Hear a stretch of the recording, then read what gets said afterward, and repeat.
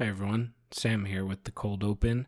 Today we have a special episode for you. No Adam, sadly, and that's because we're doing a wider series about the World Cup and interviewing people from around the world about their thoughts on this tournament, this game, this sport, and the cultural impacts of it. You'll recognize this voice as someone we've had as a guest last year, and that is Ike Ndolo. So if you haven't listened to episode 9, which came out last summer, I would highly recommend you go back and listen to that episode before you listen to this one. Ike was a pretty influential figure in the contemporary Catholic worship space in the US. He's traveled the world playing his music and amassed a pretty large following. After recent events in Gaza the past few years, Ike knew he had to speak out. And in doing so, he lost a lot of his audience, his livelihood, but he continues to do so, and he's an inspiration and a hero to this podcast for that. Ike also happens to be a huge football fan, so it was a pleasure to be able to talk to him about the beautiful game. He's a huge Liverpool supporter, as you'll hear. And you might be asking, well, why are we doing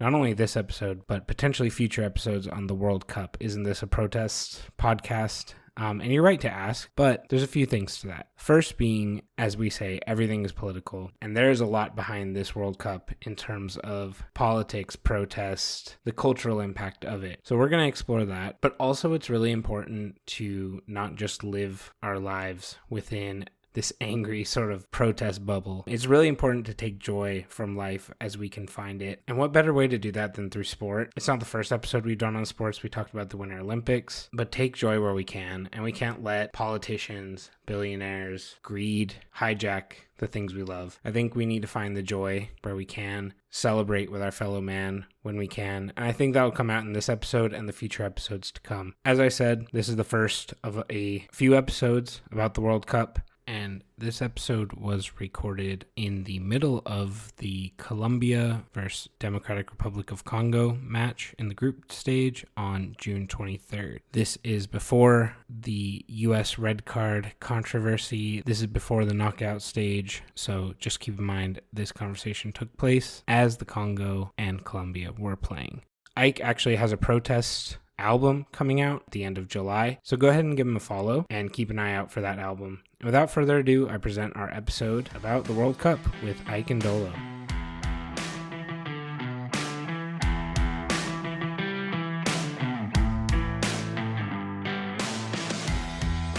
Hello, sir. What's your name and where are you from? My name is Ike Ndolo, and I'm from currently San Antonio, Texas. It is great to have you on the podcast again. Yeah. Hopefully I can call you my friend at this point. Oh, we're friends. We're friends. Awesome. And sadly, Adam is not here today. He's very jealous. He wanted me to say hello, but he is sleeping right now as it is 3 a.m. in England. I get it. We talk a lot offline about football. I see you're wearing a Liverpool shirt today. I didn't want to mock you with an Arsenal one myself today. But for the listeners, Ike was rooting for me at the end there to get the Premier League over Man City, big oil club. But he did make it clear, I cannot support you in the double. Couldn't. It's just too much. I don't need to hear for the next year how Arteta is like the second coming of whatever. For those of you that don't know, maybe you've jumped on the podcast a bit later. Ike was on the show last year, episode 9, where we did a deep dive in his story, his life, a lot of his backstory. And in that backstory, he explained pretty extensively where he's from. But do you want to give just like a very light touch on your background? Yeah.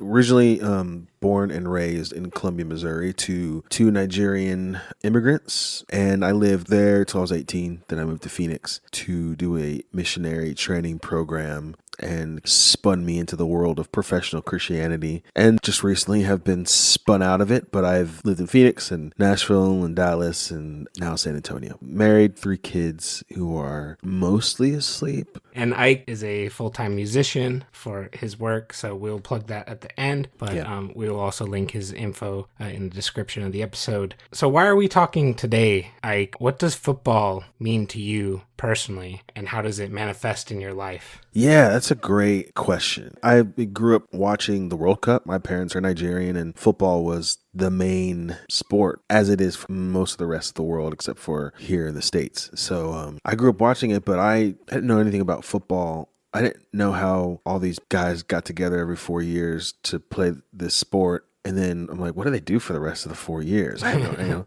Yeah. So as I obviously got older, I learned about football internationally and MLS and all that stuff. And I tried to get into football after several World Cups, but I would watch MLS. Okay. Yeah, that's rough. It just was like, it just felt very ugly. Something's missing. Something's missing, there's just no finesse. It's just like, it just didn't seem the same game. Now, I know things have changed, and I know I have a brother-in-law who played in MLS and loves MLS, and he gets very defensive about it.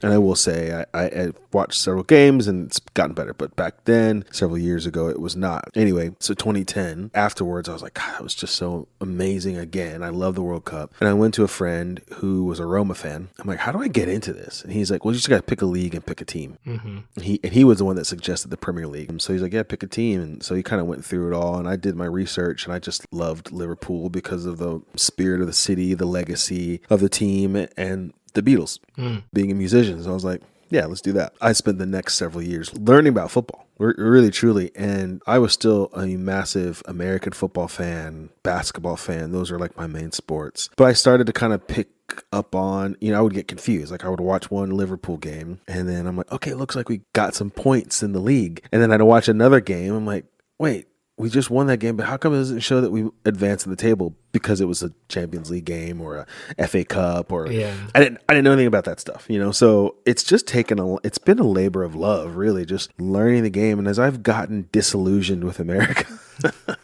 just with everything, there's something just so beautiful about football. I don't know how to describe this, but almost like family oriented when you support a club. Community. There's the community, right? And it really truly is. And the highlight of one of my life, not the highlight because I'm married with kids, so obviously they're the highlight, but one of the major highlights was I played a show in London 3 years ago, and it was in May. It was like end of the season. And I'm like, I think I can stay. I stayed an extra day. I didn't actually plan on it. I booked my tickets for what they told me to book my tickets for. And then come to find out it was an extra day, and everyone's like, we're leaving this day. I'm like, perfect, because I bought these Liverpool tickets. So I took a train from London to Liverpool. It was like a pilgrimage. So beautiful. Yeah. Got to Liverpool, literally walked to Anfield.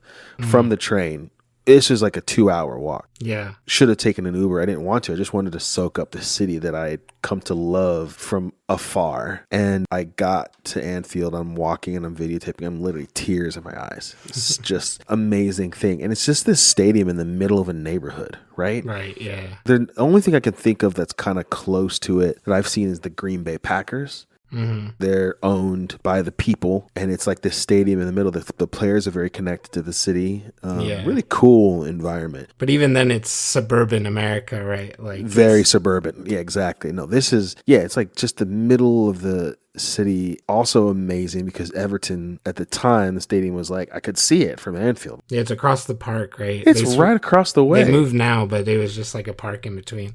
Yeah, I didn't know they were that close. I was like, this is crazy. And American capitalism would dictate that they would share a stadium over here, right? Exactly. And I think they marvel at that, but it's like, hell no, they never ever share a stadium. It was amazing. I sang You'll Never Walk Alone. I watched Mo Salah, my favorite player, score a PK. It was a rough season for us, but we won. We beat Fulham 1-0. I cried, I think, so much. And I don't know I can't tell you why. Can I tell you my take on that a little bit? Yes, please. I think as American fans, and I think this applies to, when I lived in Hong Kong and I'd see all the Premier League kits, and I know fans from Australia, New Zealand, and all over Africa and stuff, like you're kind of doing this thing alone, like in your own journey, right? Like if you're in the States, you're getting up early to watch the games. It's not prime time. Yeah. Most of your friends don't care. Like the emotions you went through that day, that morning, right? And then you get somewhere and it's the heart of it. And you look around and everyone's wearing the team kit and every window has the flag and you're like, I'm home, right? Even though I've never been here before, I'm home. Oh, absolutely. That's exactly what it felt like. It did feel like home. And like, I didn't want to leave. I was sitting there just stunned after the game was over, and people at the end, workers from the stadium were like, don't have to go home. You got to get the hell out of here. And I just wanted to soak it up. But what you said is exactly it. I am doing this a little bit alone. I've got 2 other American Liverpool, 3 that don't live near me. We text constantly throughout the games. When I was working at the church that I was working at these past couple years, there I met one guy. I think he was from Nigeria or Ghana. I can't remember. We met because there's very few black people at this church in small town in Texas, and we just started talking. I was like, I don't know how we brought it up. I was like, I'm a Liverpool fan. He's like, I'm a Liverpool fan. I'm like, dude. It was our title run, and obviously Slot's first year, and I can't remember what match it was, but Mo Salah had a PK, and it was like the clincher to like confirmed clear we've won the Premier League. Everyone knew in the choir 9 times out of 10 I'm gonna have a little phone or my iPad on like a little small preview box, and I'm watching the game. Don't care, don't give a shit. I'm watching the game, do not care. And I remember I was watching. Mo had a PK. He scored the PK, and I look up at this dude. His name is Simplest. I look at him, and he looks up at me because he'd been watching the game in the congregation. Yeah. And I just big smile on our faces, and I put my head down because I'm like literally in the middle of a song. They fired me, so I get to watch the games now. Last time we spoke to you, you still had not yet been fired, but it was soon after. Yeah, very soon after. I'm not sure where I was in that process, but I guess it was very close. I don't remember. Everything is a haze. But the one thing I can say that I love so much about being fired is Sundays especially, when there's a Liverpool game, I'm there. I'm watching Liverpool. That's it. So yeah, but what you said resonates. Like it is. You do it alone. And you get so invested. You get so invested in the players. You start learning the songs of the players. That You Never Walk Alone is just this iconic thing. You don't really have that same experience here in the States. No, you don't, because football found me as well. In that I'm from San Diego, and I became an Arsenal supporter in 2015, and the Chargers left in 2017. So yeah. I had this other community waiting for me. I wasn't going to follow the Chargers to LA. I was kind of over NFL at that point, even the corporate structure of it. And I think we'll get into this in a bit about it being in America, but I think fans of American sports don't realize how much of a corporate grip there is on all of their sports, right? Mm-hmm. Like basketball shouldn't be 3 hours. It should really be an hour and a half realistically, right? Like you watch Olympic basketball, it's way faster, right? Way faster, right. Yeah, and I think that was the beauty of watching football was it's there, obviously. The corporation thing is there, but for sure. I mean, people ask me, who's Emirates? I'm like, yeah, that's the sponsor. Yeah. And, they get around it, right? And it's like, listen, we don't have commercial breaks, so here's a shirt sponsor. I'm like, okay, that's fine, And I can get over it, In some aspects, I obviously understand the nature of sports. Also, footballers make so much money. Right. I mean, an ungodly amount of money overseas. So obviously there's that. But the thing I love, we have this guy who's he's from around Brighton area, I think. I don't know the name of his team, but I'm like, who do you support? And I'm expecting him to say a team that I know. And I was like, this team that I never heard of. And that's what I love about football in England, but I think globally. He was like, he could have very easily been like, yeah, we support Brighton. More fun there. Team is, mid-table to upper mid-table, most years. And since I've been a fan, I haven't really seen them. I don't think I've seen them get relegated. You'd think. But he's like, no, this second tier, third tier team is my team that I support. It's my team. I'm like, I love that so much. And he's not like, and I also support this team. He's like, no, this is my team. I'll tell you, the team I've seen most in person, because I lived in the UK for a bit, first in London, but then in Yorkshire. And I lived in the city of York, which is a beautiful city and probably the largest city formerly without a professional team. But I went to York City when they were in the 6th tier, and I went every couple of weeks. I think season tickets were like $100, something like that. But there were, 6,000 to 8,000 people at those games. And now they are 4th tier. They're a professional squad now. So shout out to York City. Nice. But that community was was awesome. You could drink in the stands. You can't do that in the Premier League. Yeah. Yeah, those communities exist all over England, all over the world, even for those small clubs. We have a Catholic background, you and I, and they call it the Universal Church. And football is the universal community, really, around the world. Truly. You know? Truly. Yeah, it really is. Well, I will say this. So, like my one brother-in-law, MLS all the way, doesn't even, pay attention to the international game, which is a lot of people, which is just a very interesting thing because, whatever. It's how I feel is how I feel. It's a little boring to me. Yeah. And then my other brother-in-law is from Spain, and he's a Madrid fan, and I really resent Madrid. He hates Messi, hates Barca, obviously.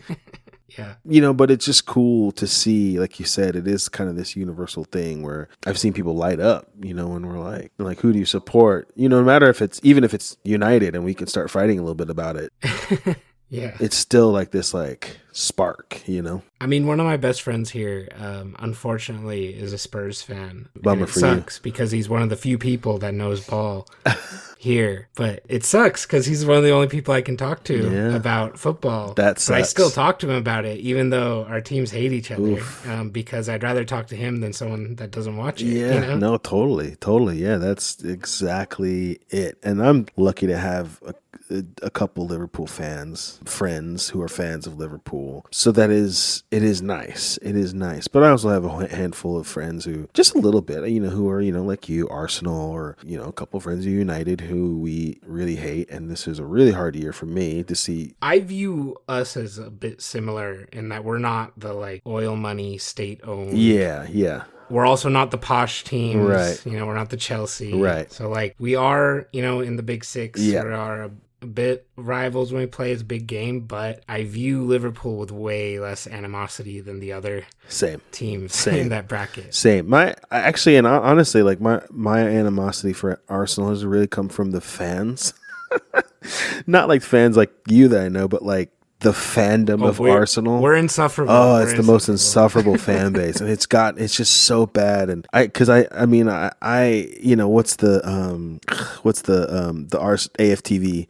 I'm tired, Robbie. God, I just get so much AFTV, and I just can't stand it. And everywhere I go around the world, when I meet people from, I've met taxi drivers from Uzbekistan when I'm in DC, or when I'm traveling around Asia, or when I've lived in Europe.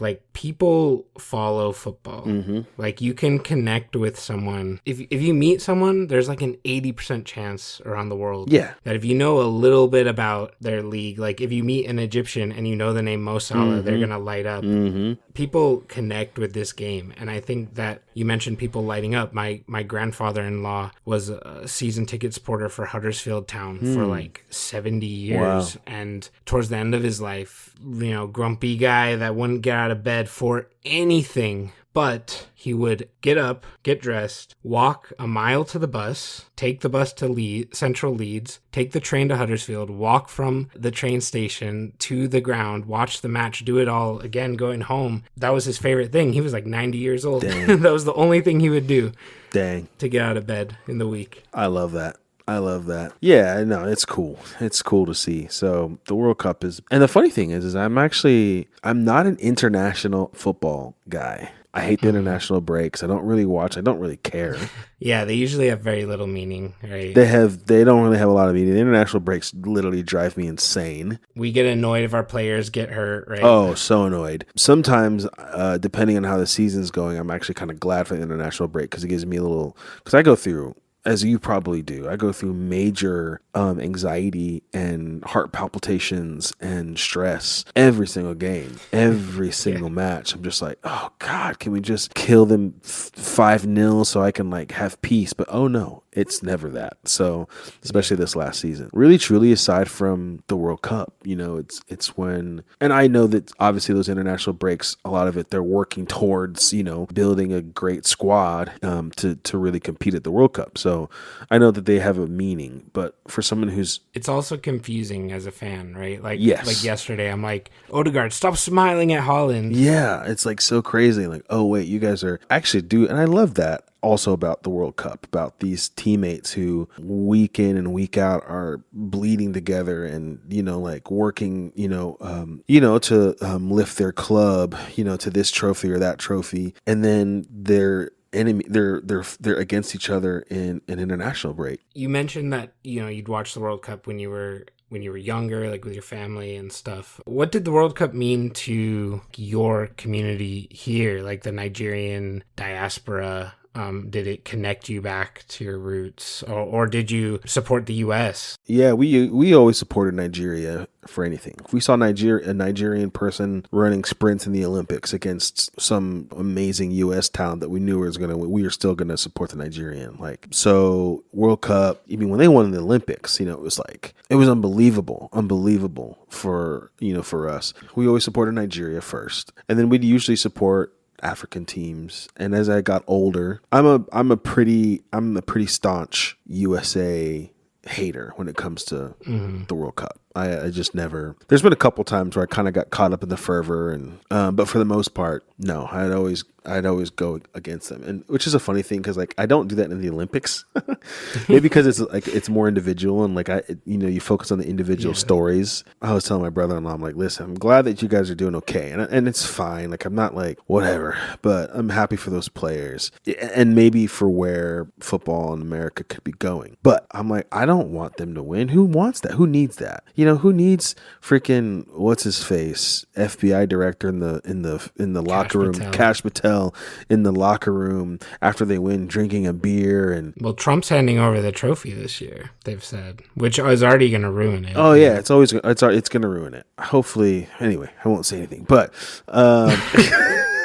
You know what I'm talking about. You know what I'm talking about. We're recording this as Colombia and Congo are playing in the group stage. Mm-hmm. There's a lot of time between now and mid-July. Tons of time. You never know. Summer's hot.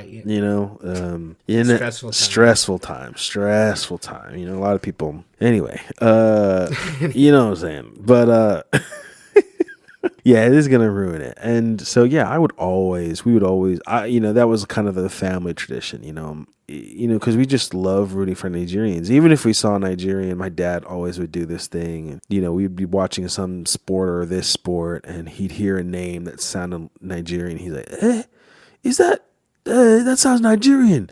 Hey, I think he's from Nigeria. In fact, I think he's from my state. In fact, I think he might be even from my village. Like, it was like, we want to support the diaspora, Yeah.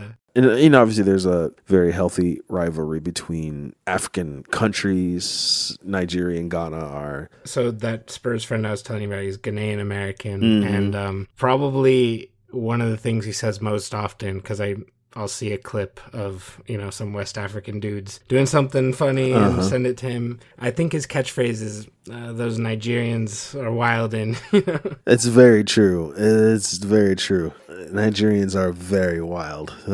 Generally as a country, they're intense. But what I've been loving is how well the African teams have been doing in this World Cup. It's been really, really amazing to see. Nigeria is not in it, so. Which is shocking considering they expanded the tournament and they were in it before. I know. And I know. Cabo Verde, Tunisia, Congo all made it. Right? All made it. Senegal, obviously, but yeah, and we're not there. So it's disappointing. I think seeing how well the African countries have been doing in the group stage will be hopefully a motivator for the Super Eagles to kind of get it together. But definitely watch the England-Ghana game, and it's cool to see the Black Stars, hold them in 0-0. It was like unbelievable. I know you grew up in the States, but when we think about African countries, with a few exceptions, they're kind of made up in a way in the wake of colonialism, right? Like the concept of Nigeria was a post-colonial thing, and the lines were kind of drawn by Europeans for the most part. So I know within Nigeria there are a lot of rivalries between ethnic groups, linguistic groups, religions. From what you know growing up in the diaspora,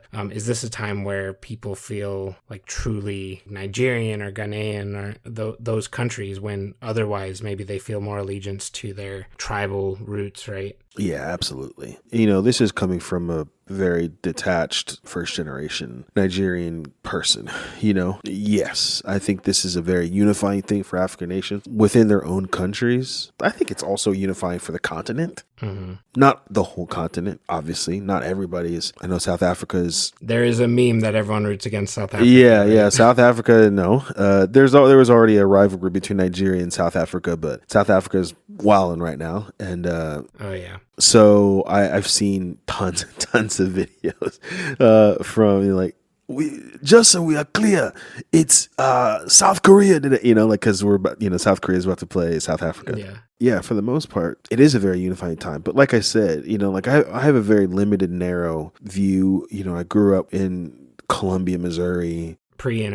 Pre-internet, yeah. Even for us, like we're Igbo, and my dad's friends were Igbo for the most part. And to be honest, like I don't really have much of a bead on what's happening within the country. You know, I know for us in the diaspora and the first generation person like me, like we just want to see the continent do well. So Nigeria's not in it. Yeah. We have our yuck joke. Our jollof is better than yours. You know what? Ghana and Senegal, but how does that apply to the sub-Saharan north of the Sahara divide? Do countries south of the Sahara Desert still wish the best for Morocco, Egypt? Is there the Pan-Africanism there, or for some people, does it stop? You know, I think everyone's different. You know, I think there is definitely that kind of natural divide. And, you know, I remember going to this African Catholic celebration thing. Basically, it was like this bunch of Catholic Africans just made a bunch of food, and you know everyone was invited, so even like non-African people could be there. And I remember one of them, this dude he was giving a presentation. We love presentations. Africans love it. Nigerians especially. So they put on this presentation basically introducing all these non-Africans to Africa. And so he was talking about not just the countries that were represented, but he was like, I remember him specifically, he was like, and Egypt, we call them Africa's white people. And I just thought it was hilarious. So I know for me personally, you're part of the continent. Yeah. When Morocco does well, when Egypt does well, I root for them. No matter what you think and what colonialism did to your skin tone. You know, like what, you know, you're still African. I notice when idealistic Pan-Africans wear those big necklaces with the whole continent Sure. It, right? They don't cut out the North, right? Yeah, exactly. Yeah, and I think that's, you know, one of my favorite artists of all time, Bob Marley, was huge on African unification. He desperately wanted to see that. And I think I've always loved that. You know, I think about it sometimes in my dreams, like a united Africa, this continent of riches and resources and beauty and beautiful people decided to say, we are more powerful together. I love that. I love the thought of that. And the World Cup's been a good way to show that. It does that, yeah. There's that fan from Congo, by the way, halftime right now, right? Who's winning? Yeah, it's 0-0, yep. They have that super fan that stands like a statue of Patrice Lumumba. Uh-huh. Do you know about that guy? I do, you know, and this is crazy. I remember texting my sisters like, man, they didn't teach us shit in school. And of course they didn't, because if they did, you would see underneath the imperialistic, colonialist state that we live in. When I saw because I watched AFCON, you know, I was watching, you know, I saw him through the whole thing. And I was like, this is so cool. And then I'm like, why is he doing that? And then I read up on him, like, of course, of course. I'm surprised they showed him for a half second here on the broadcast while we've been on. And I thought there's no way they're going to show him. But they did. They showed him, you know, and like how he had to fight to get here. Oh, I know. And there's been so many stories of, especially people from Africa that had visas denied. And, you know, there was the referee that was one of the best in the world from Somalia. Right? Somalia, yeah. Also, shame on FIFA for not having any spine whatsoever. I mean, it's like, even if you're going to concede to that decision, like he can't ref the games in Mexico or anything. It's ridiculous. Shame on FIFA. And, you know, like I actually say this a lot. In my love of football, I've been really disappointed with FIFA at every single turn. I'm like, oh, they're so corrupt. You know, like, and it sullies the game a lot. For sure.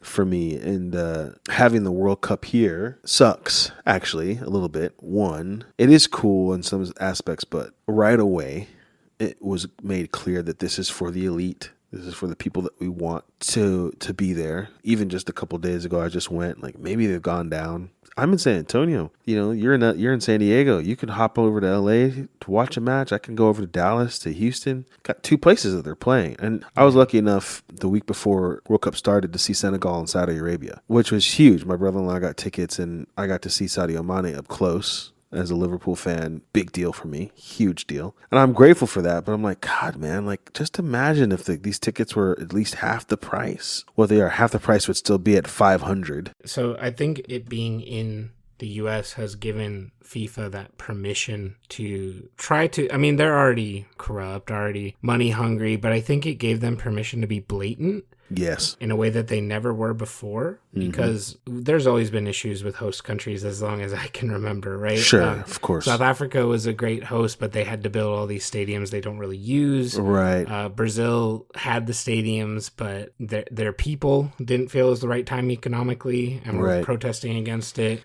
Russia, 2018, need I say more? Sure. And then Qatar, whose stadiums were built by literal slaves. Yeah.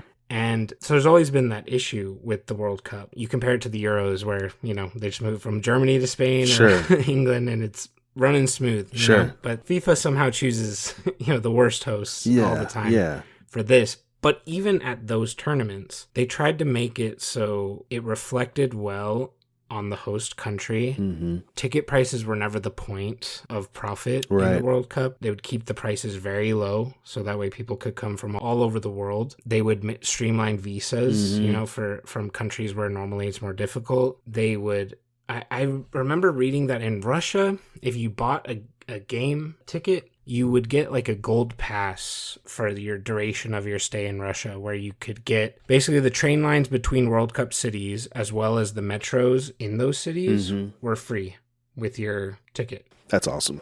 Compared that to here, where the New York City to East Rutherford train, which is 30 minutes or something, usually costs $18 or so, which is already way too much for a train ticket. They've times it by 6? It's crazy. Times it by 8? Yes. Something like that. It's a little embarrassing. I feel like company just came over and my kids just got done destroying the house and it's a disaster, you know, and surprise, the house is actually always like this, but but yeah, you know, like I saw a video of these 2 French guys who were like, we're walking on a train track. We're walking on a train track because we literally could not, traffic was standstill. And I think they're just stunned. It's like, there's no trains. There's no metro. There's nothing. It just, and so like, we'll do you one better in that one of the places hosting matches is Arlington, Texas, which is the largest metro in the world without any public transportation. No buses. Nothing. Not even like a bus that comes once a day. No. And they're like, good luck getting to the stadium. Yeah. Don't know how you're going to do it.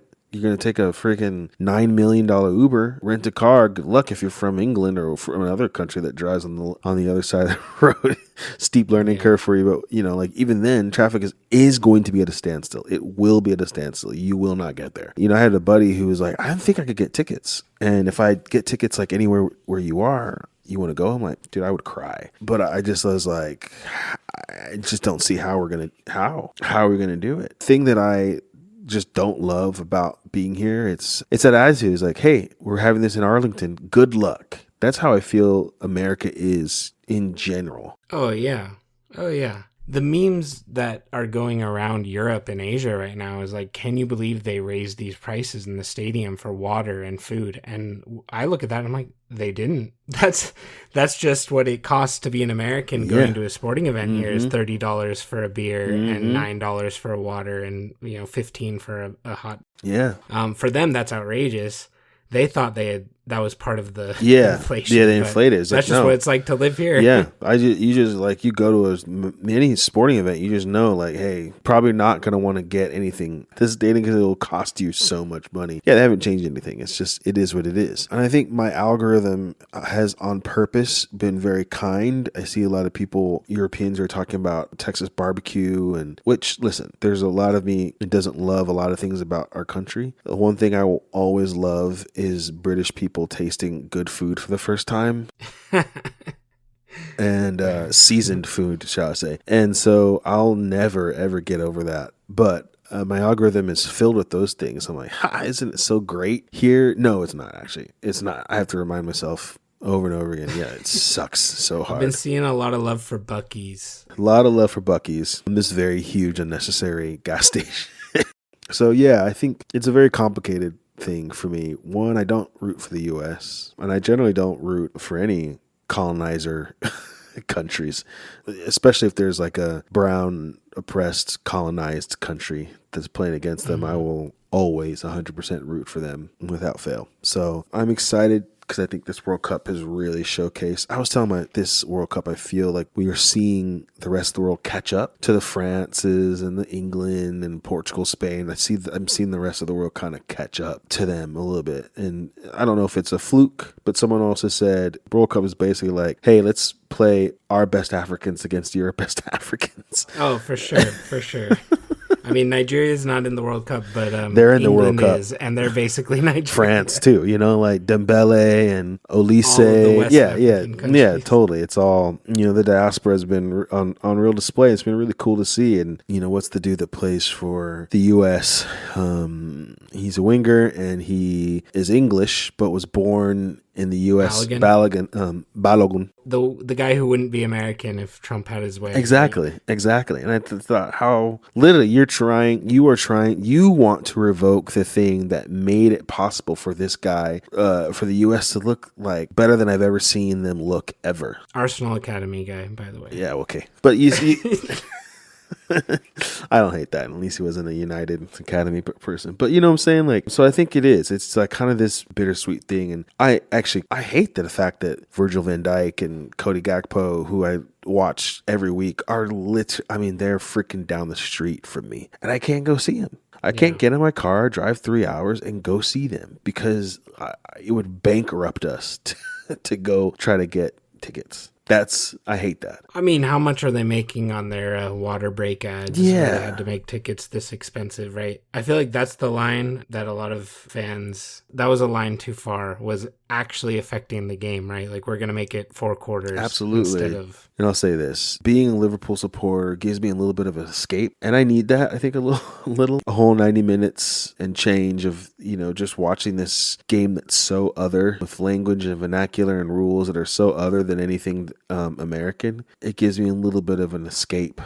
And having the World Cup here is nice, and I'm seeing a lot of people super excited. And the World Cup is a nice reminder that we, the people, those of us in the mud, are closer to each other than we think. And we're not really mad at each other. It's our parents who are fighting. It's true. At the end of the day, we're all working for billionaires and corrupt politicians, and they've convinced us that we're all enemies.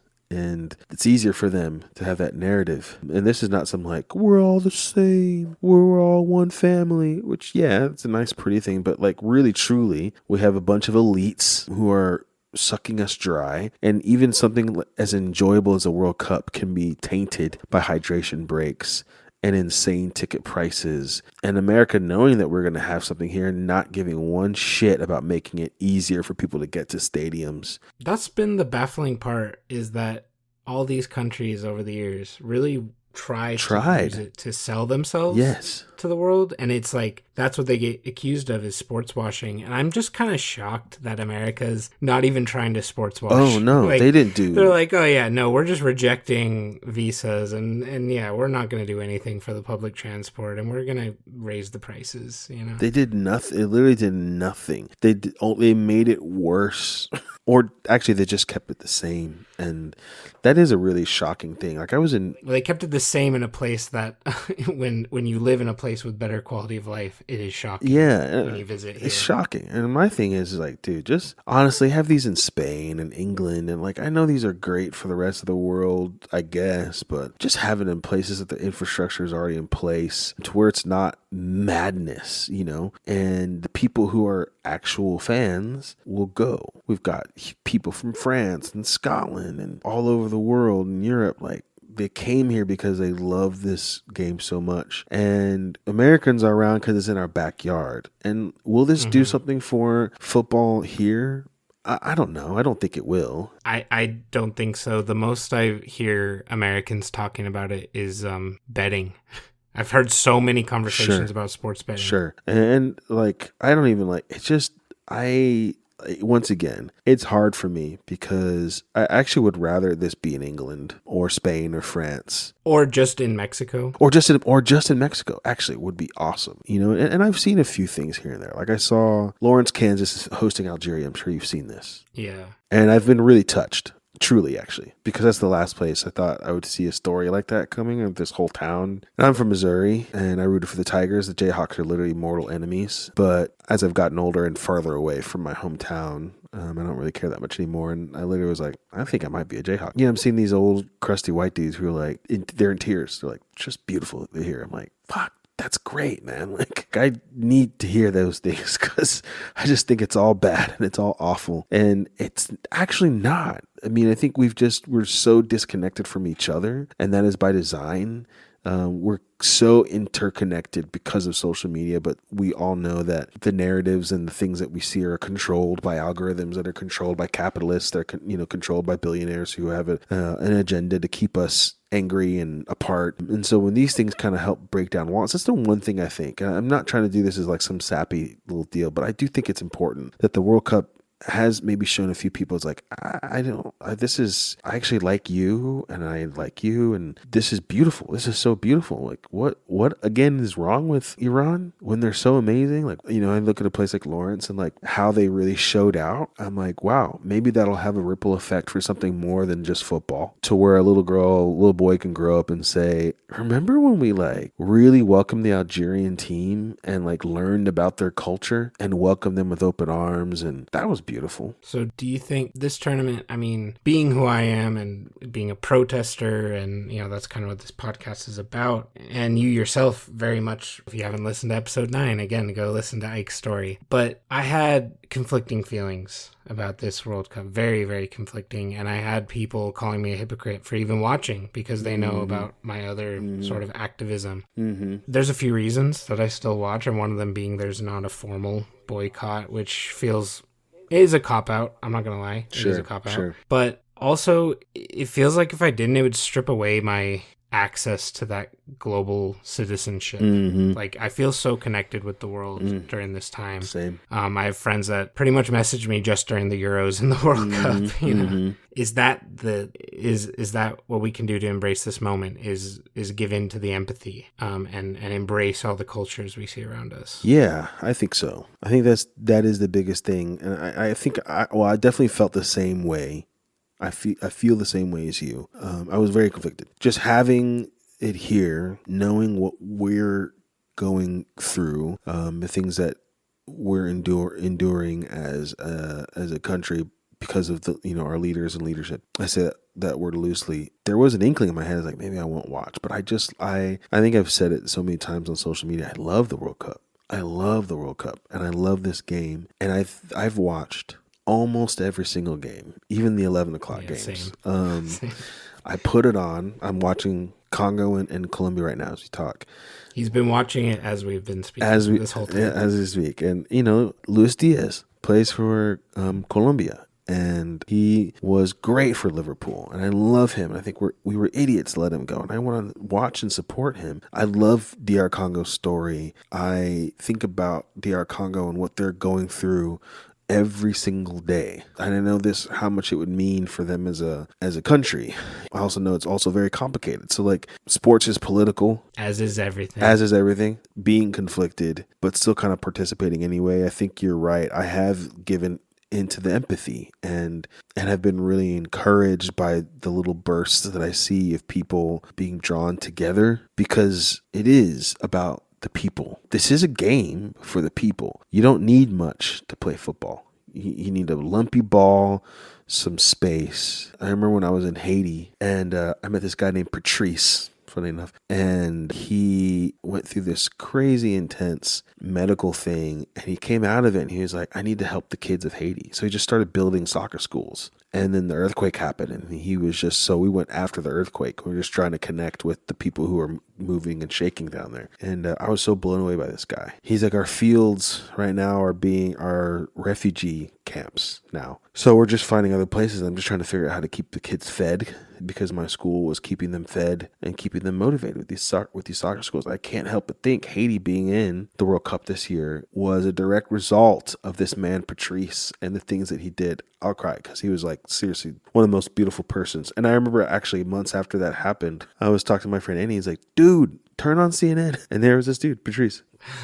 Cool. It's just such a beautiful game. And I know that's cliche and that's what it's called, but I love it. I love the World Cup so much. Well, to go back to our Catholic roots, there's the quote attributed to Pope John Paul II, where he says, "Of life's most unimportant things, football is the most important." Yeah, that's beautiful. I didn't know he said that. It's awesome. It's debated whether he said it or not, but it's always attributed to him. And he was a huge football supporter too, as was Pope Francis. Yeah. So I love it. And even in its complications, and even just me thinking, laughing about how we didn't do anything. I mean, I was in Beijing for the Olympics, and Beijing literally moved their whole population out of Beijing. Beijing was empty because of the Olympics. They did all these things to infrastructure to get ready, and we didn't do anything. We did nothing. LA has added one metro line that does not go to the stadium. There you go. But it goes to the airport now. That's a big step for LA. It is a huge step. San Diego has not connected their metro to the airport yet. It's so funny, man. It's just hilarious. We're just so behind in a lot of ways. But hey, we season our food, and I'm glad that the English will see that. So does China. You can do both. Exactly. Just have it in China, honestly. China has good food, really good food. So anyway, they've got the empty stadiums too. They could host it. Exactly. So yeah, and you touched on DR Congo. I'll just briefly mention, because we've mentioned Patrice Lumumba in this podcast, and you brought up your old friend Patrice from Haiti. And so he was former prime minister, I believe, of DR Congo, who was killed by CIA in Belgium, basically, when they elected a socialist, essentially. Story as old as time. In 1960s Africa. And when he was killed, the Soviet Union named a university after him in the immediate aftermath. Do you know about this? No, I do not. So it was renamed after the fall of the Soviet Union, and now has his name attached to it again, but it was Patrice Lumumba University in Moscow, and I believe it's like the Russian Friendship University during that interim time. But anyway, the mission of this university, it gave scholarships to what we call the Global South today, where people from all over the world could go and learn history, humanities, social studies, primarily. International relations was the strongest suit of this university, but it would provide funding, housing, scholarships for people across Africa, Asia, Latin America to come to the Soviet Union. And the reason they named it after him was to show international solidarity. So I think, please look up this fan that we've been referencing for DR Congo, who honors Patrice Lumumba, because that's kind of the spirit of the game as well, I would say. Absolutely, yeah. An absolute icon during AFCON, and I'm glad he made it to this one. If anything, a monument against imperialism, a living monument against tyranny and imperialism. So beautiful. As they go to a hydration break. Ike, it's been a privilege and an honor to have you on again. Yeah. You're always welcome back. If you want to come back next June again, or sooner, let us know. I will. Yeah, absolutely. I'm sure Adam is very upset he missed this conversation. Yeah. Is there anything else you want to say about this World Cup? Not really. I think we've said it all. Just, I think the one thing is I love this game, and I know it's just a game, but it has been an inspiration. And you see these guys, these stars, who've inspired so many. And you see like a guy like Sadio Mane, who's built his village, and he's not a fancy guy. He's just literally helping his small village, lifting people out of poverty, building hospitals, and he's like the anti-Akon. Yeah, absolutely. It's really cool to see what this game can do. And so, despite my hesitations about locations, I love it. I love the game, and I can't wait for the Premier League to start. Up the It Reds. is a beautiful game. Yes, I'm ready for Arsenal to defend its title. Well, let's see. Can't believe I get to say that. Hopefully it's a lot like our title defense this year. Yeah, Sorry about it. Well, hopefully we can focus on Champions League. Yeah. There you go. You guys got that bounce back after in 2019, right? Yeah. The next year. Mm-hmm. Yep. But anyway, is there anything you'd like to plug? I know you're always moving and shaking. You're always making new music. Yeah, I got some new music coming down. I'm July 31st. I'm releasing a song called The Machine, which is a part of an album called The Machine, and it is a protest folk record that I'm making. So I've recorded everything right where you're, in this area where I'm talking to you. I call it Dream Studios. It's just my living room where my stuff is. So I've written songs, recorded the songs, mastered the songs, mixed the songs, and it's all me. So first single, which will probably be the only single that goes to streaming, because it's going to be direct. I'm going to sell them on physical copies and Bandcamp. So you'll be able to catch that single. Doing any vinyl? Yes, but it's got to be by order. So I will order. Okay, cool. It's got to be a certain amount of order, so you got to get your friends. Yeah. You got to get people to order. Hey, I'll wait. I'll wait. I'll yeah, put it in. It'll be worth the wait. Next year. It'll be worth the wait. It'll be definitely worth the wait. But yeah, doing Sounds all good. if you want tapes, that'll be a lot easier and cheaper. So you just let me know. I got the vinyl record player, but I don't have a tape player. I'm not that hipster. Nobody has a tape player. Well, actually, that's not true. A lot of people do have tape players now, but no, I know. I see the whole section at the record shops, and I'm like, I thought the vinyls were the hipster thing. No, now it's tapes. To the party? I was really early. I had a record called Shine in 2018, and I did a bunch of tapes. Wow. Nobody bought those tapes, so I just started handing them out. Nice. So hopefully they kept them for the cassette tape comeback, and they're playing them on their Walkmans, but. You've still been day in, day out adding a verse to God in the Rubble, which is your tribute to the people of Gaza. Yeah. What day are you on now? Gosh, it's 326, I think. 326. Oof. Yeah. Brutal. Which you had started after our episode, I believe. Yeah, I think I did. Slightly. Yeah, slightly after that. Yeah, slightly. I think we're almost exactly a year. Yeah, 326. And yeah, it's just a vigil that I'm continuing to keep and is heavy every single day, but is important, I think. So well, we do it so it doesn't change us, right? Exactly. That's exactly. as the saying goes. Mm-hmm. And give Ike a follow. So I've been closing out these interviews, Ike, with a sentence. To some of my friends where it's more clear cut about their nationality, they say, "For my country, football is." You're Ike. You're neither Nigerian nor American. Yeah. So Ike, can you finish the sentence? For me, football is.